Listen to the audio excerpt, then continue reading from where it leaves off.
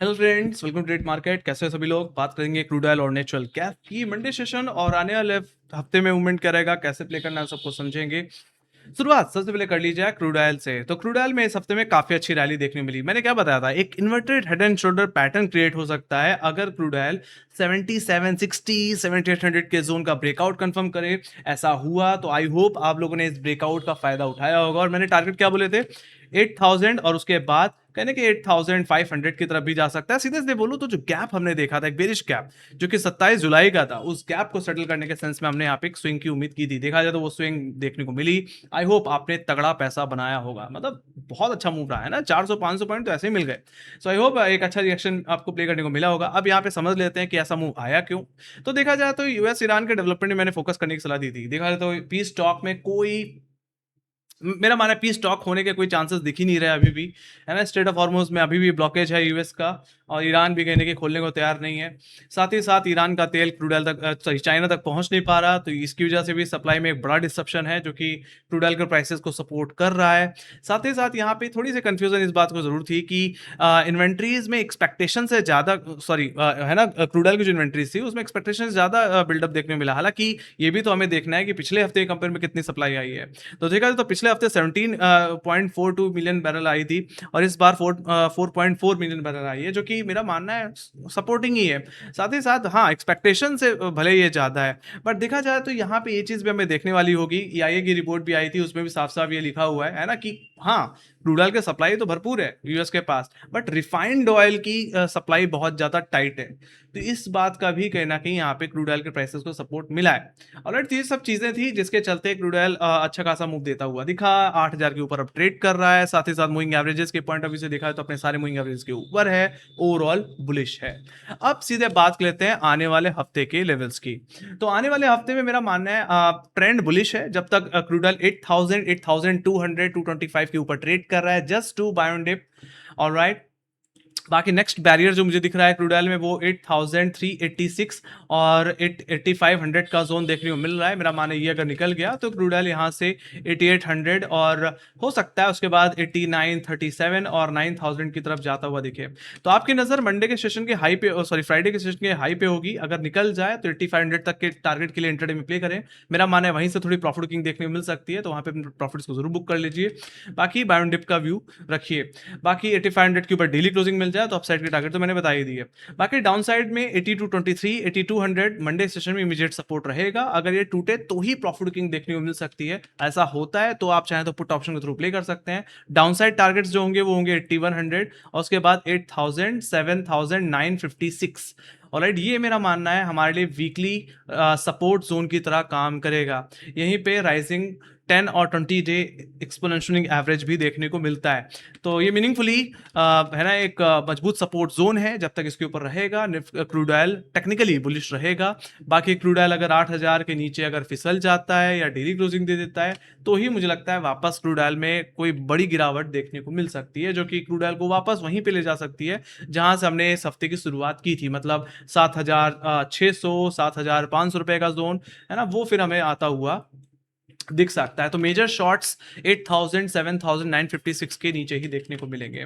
तो अगर है ना, यहाँ पे अगर आप लॉन्ग पोजीशन कैरी करते हैं तो बने रहें 8200 230 रुपए के एसएल के साथ। Alright, just do buy on dip also, या trend is looking bullish. Alright, everything is supporting crude oil. बाकी ये चीज हमें देखते रहना पड़ेगा, है ना, कि वॉर अपडेट्स जो यूएस ईरान के बीच में चल रही है वो कैसी है।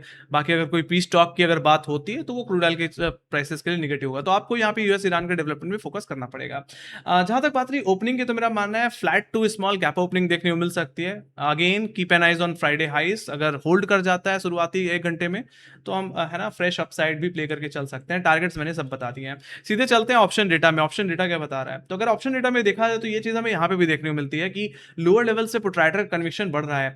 8000 पे काफी अच्छी खासी पुटराइटिंग देखने को मिल रही है ओटीएम में, जहां पे 9062 का आउटस्टैंडिंग हुआ है। यही क्रूशियल सपोर्ट रहने वाला है जब तक इसके ऊपर है। View is bullish.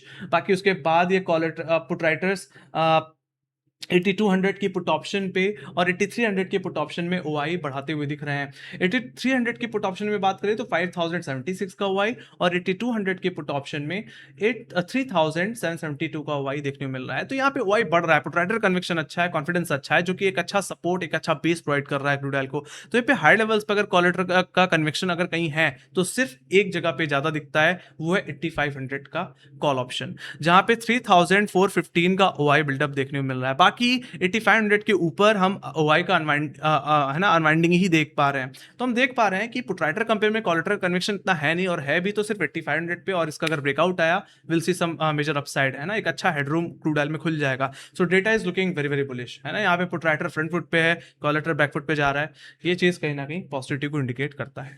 तो option chain still showing a bullishness. या तो ये बात होगी गाइस क्रूड ऑयल के लेवल्स की। Let's go with natural gas. Natural gas में वैसे मैं सही बोलूँ तो कुछ ज़्यादा बोलने के लिए होता नहीं है, क्योंकि यहाँ पे ना वेदर कंडीशन सपोर्ट कर रही है, ना ही डिमांड सपोर्ट कर रही है, और जो नेचुरल गैस की जो सप्लाई है वो ओवर सप्लाई में, सरप्लस में काउंट हो जा रही है। तो ये एक बहुत बड़ा कंसर्न बन गया है। और अब देखा जाए तो नेचुरल गैस की जो रेंज बन गई है ओवरऑल, वो 277 से 250 की बन चुकी है, और मेरा मानना है जब तक इसके अंदर है आपको लेवल बेस्ड ट्रेडिंग करके अब चलना पड़ेगा। ऑलराइट, इसके अलावा कोई और ऑप्शन तो नहीं है। बाकी सीधे बात कर लेते हैं मंडे के सेशन के लेवल्स की। तो यहाँ पे इमीडिएट बेसिस पे जो हर्डल देखने मिल रहा है वो है 268 और 270 का जोन। ये आपके लिए इमीडिएट हर्डल रहने वाला है। तो अगर इस जोन में अगर नेचुरल गैस आए तो एक बार अपने प्रॉफिट्स को जरूर बुक कर लें। बाकी 270 का लेवल निकले तो ही अपने लॉन्ग्स को होल्ड करें, कैरी करें। कहाँ तक के लिए? 274 और 276 रुपए तक के टारगेट के लिए देखा जाए तो ये हमारे लिए, मेरा मानना है, मल्टी वीक हर्डल की तरह एक्ट कर रहा है, और आने वाले हफ्ते में भी ये हमारे लिए वीकली रेजिस्टेंस जोन की तरह ही काम करेगा।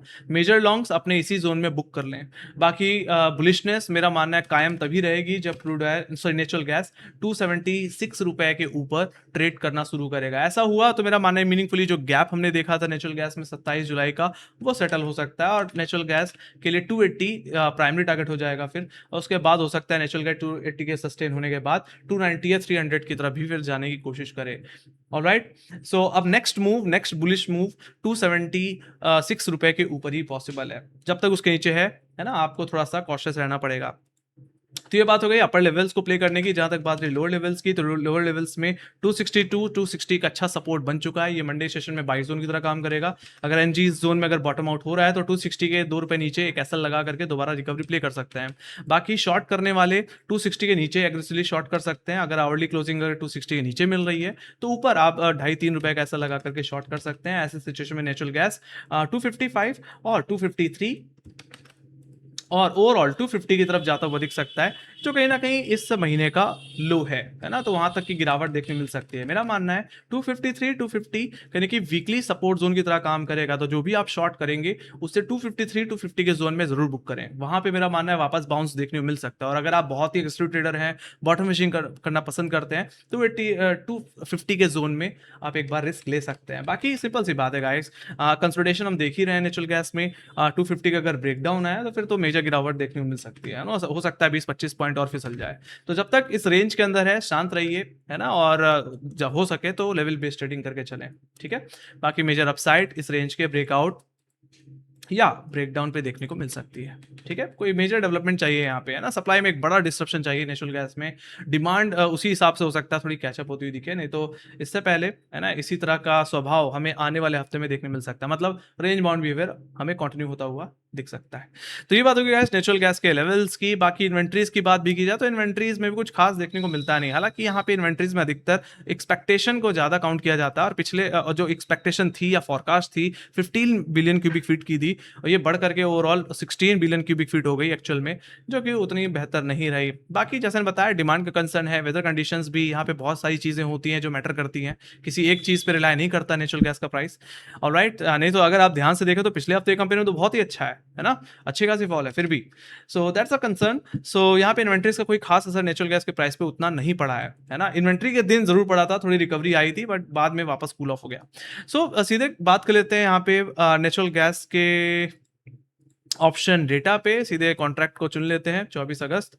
और यहाँ पे अगर ध्यान से देखा जाए तो दोनों ही तरफ हमें कॉल राइटिंग और पुट राइटिंग एक्टिव होती हुई दिखती है।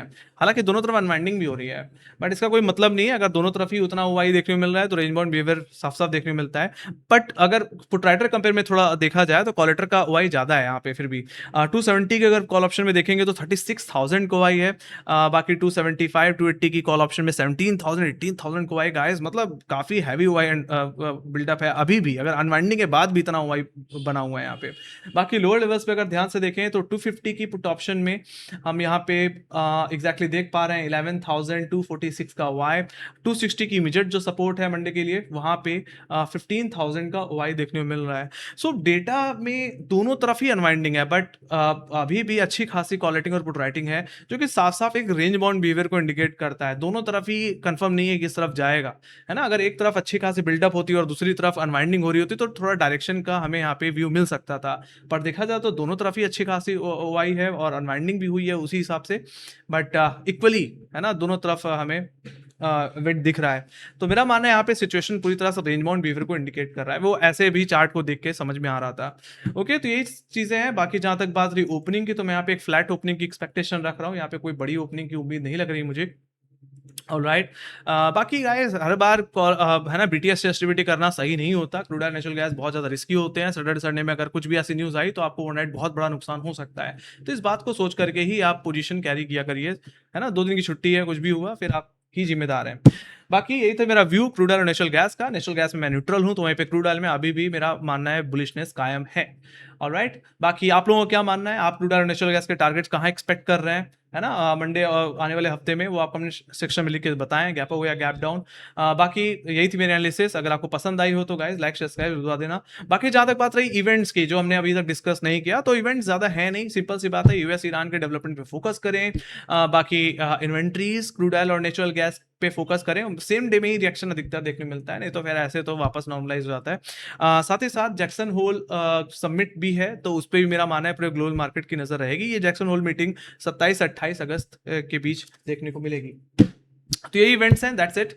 ऑलराइट, आई होप आप लोग मेरी एनालिसिस पसंद आई है, तो यस लाइक शेयर सब्सक्राइब दबा दीजिए। बाकी मार्क्स रिलेटेड जितनी अपडेट्स होती हैं वो हम अपने सोशल मीडिया हैंडल्स पे शेयर करते रहते हैं, लिंक डिस्क्रिप्शन बॉक्स में, फॉलो करके जरूर चलें। Thank you very much for watching, bye bye guys, see you next video, take care guys and love you, bye bye.